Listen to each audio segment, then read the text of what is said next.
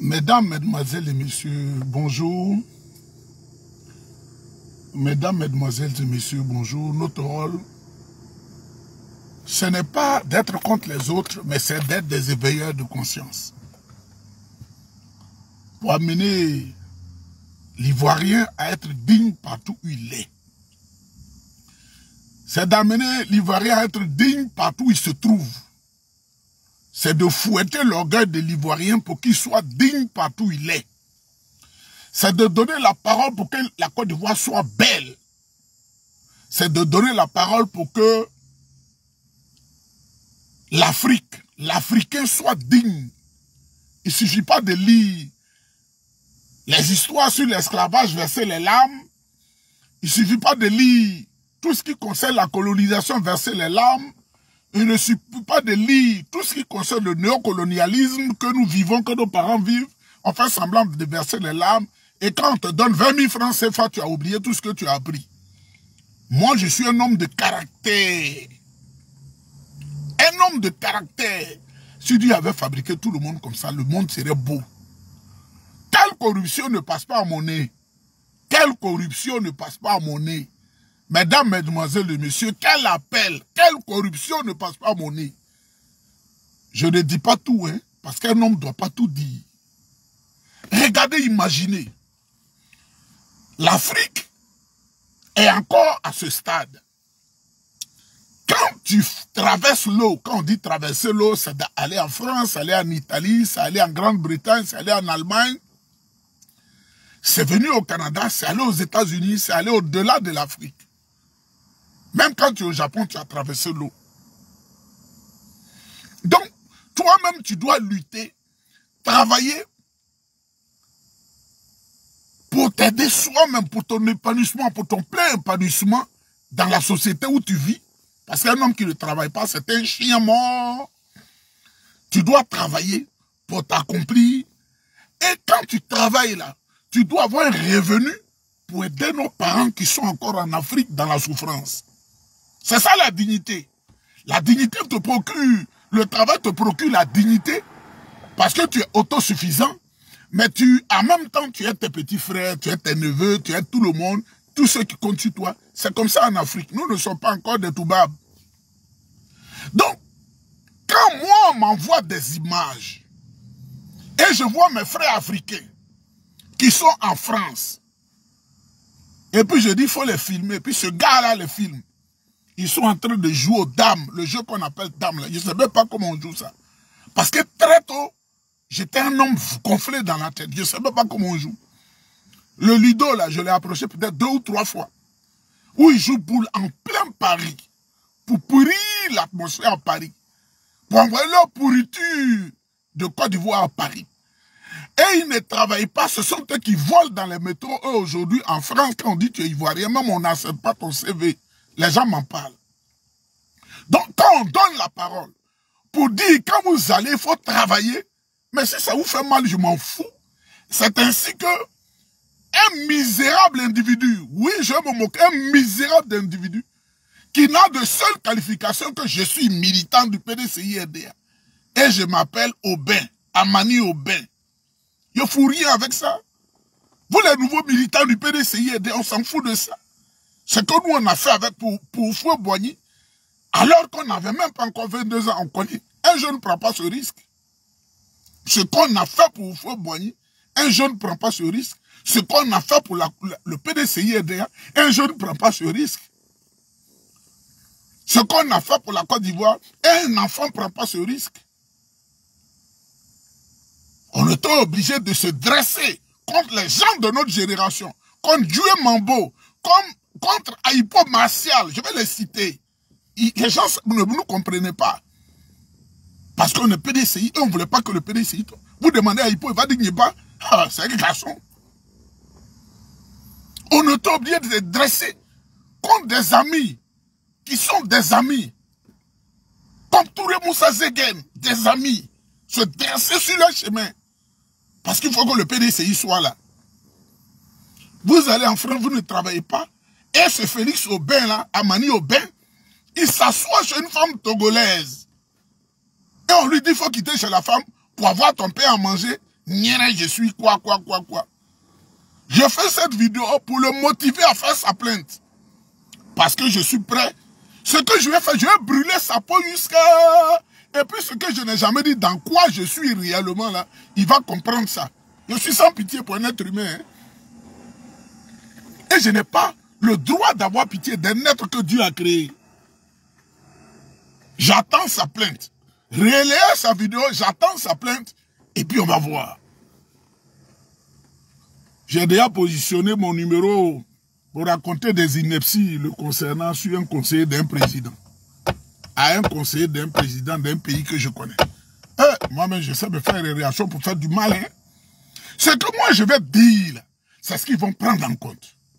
C'est ce que moi je vais dire, parce que le réseau, je suis dedans.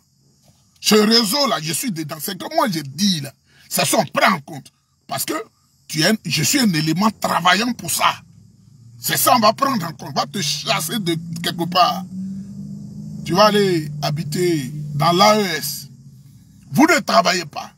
Et c'est pourquoi quand je vois la communication des misérables individus du RDR, on fait dire, il y a quelqu'un qui a pris la photo de Ladji Chérif. Il était dans un coin, à peine il mangeait. Parce que quand ils font les vidéos, ils mettent des filtres. Quand j'ai vu la photo, j'ai dit, mais le RDR méchant, hein? Et regardez comment Ladji là est crasseux. Je ne sais même pas si c'est lavé une fois en une année. Crasseux avec des habits, on dirait des paillasses. On dit c'est ceux-là qui défendent un parti au pouvoir.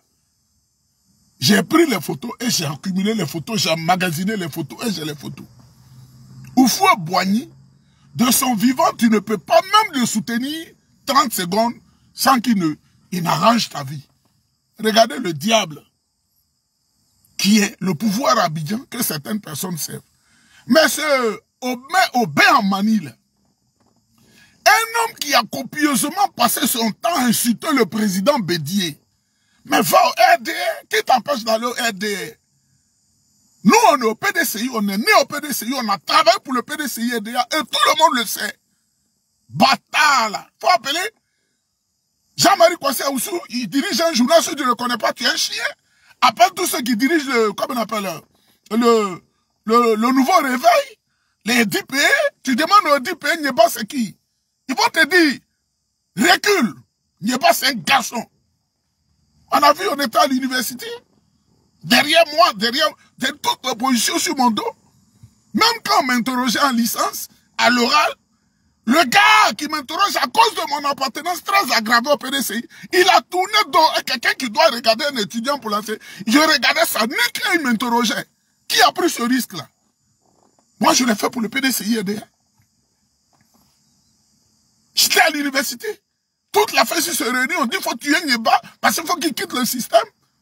Vous voulez qu'on parle? J'étais à l'université et je dormais. J'allais à l'université et je travaillais avec les services de la présidence. Et la nuit, je venais étudier de 2 h du matin jusqu'à 8 h. Et pourtant, ce sont des amis. Mais je n'étais pas content de leur méthode.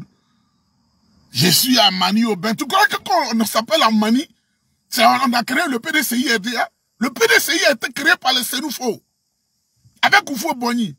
Ensuite, les gens de DNA se sont ajoutés. 2. Troisièmement, Sanga Ouattara, qui est le papa d'Assana Sangare Ouattara, a pris Oufoué pour l'envoyer à Dabakala. Ça fait 3. Ensuite, les gens de Touba l'ont reçu. Ça fait 4. Quand ils l'ont reçu, le grand voyant a dit Siboué. On savait déjà qu'Oufoué allait être quelqu'un. On a dit Siboué, ta mère con. Toi, tu sais tout ça? Est-ce que j'ai cité tes parents baoulés? Tu crois qu'elle vit au crochet de quelqu'un? De là, il est venu chez Alphonse Béhaman. Ça fait 5. De là, il est venu chez les parents de Paul Guidibo à Bangolo. Et il a continué sur Giglo où sa première femme était.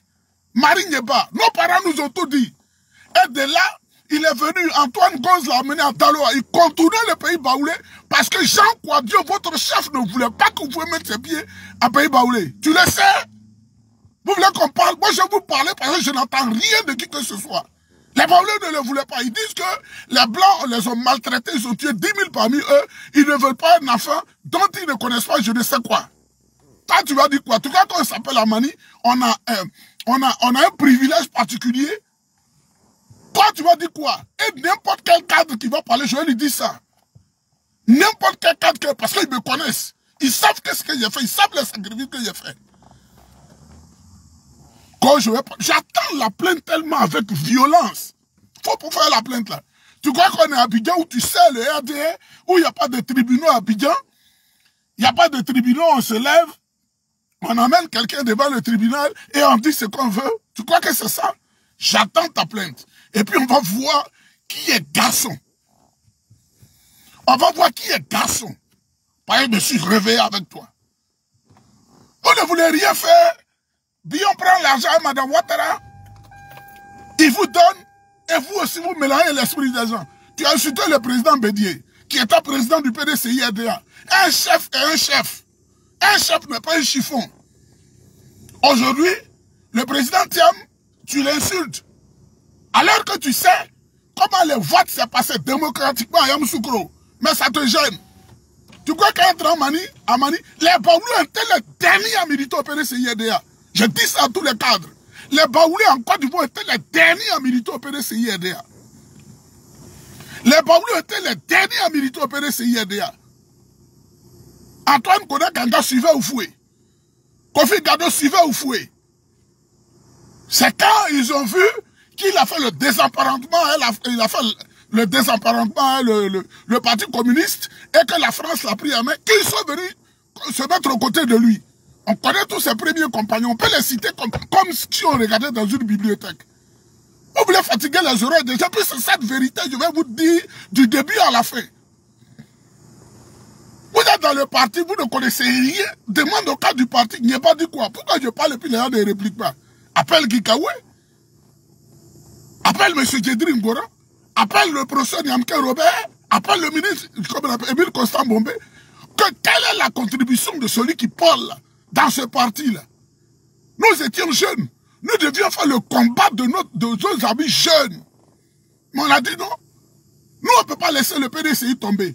Et pourtant, il y a les réseaux qui soutenaient nos amis qui étaient à la fesse. Ils avaient beaucoup d'argent. Quand on est intègre, on est intègre. Aujourd'hui, tu insultes le président Gbagbo, tu insultes le président, comment on appelle, Tidjane Thiam, tu insultes tout le monde, tu écris, et tu dis, Nieba ne travaille pas au Canada. Bâtard que tu sois. Bâtard que tu sois. Moi-même, quand je ne travaille pas, je suis gêné. Même quand je suis malade 2 jours et que je ne travaille, je suis gêné. Moi, quand je suis venu ici, là, on m'a dit, voici un nombre de dollars, de milliers de dollars. Tant que tu travailles, on va te retirer ça parce que tu as te fait un revenu. Je dis, je ne veux pas l'argent sans travailler. Donc, les gens du RDR, du restaurant caféiné, qui donnent l'argent aux gens pour les corrompre, là, ils n'ont qu'à comprendre ce que Niebam le travail. Mesdames, mesdemoiselles et messieurs, faites vite, dites à Amani Obé de formuler la plainte. Ce bâtard, je vais aggraver ça pour qu'il ait des arguments.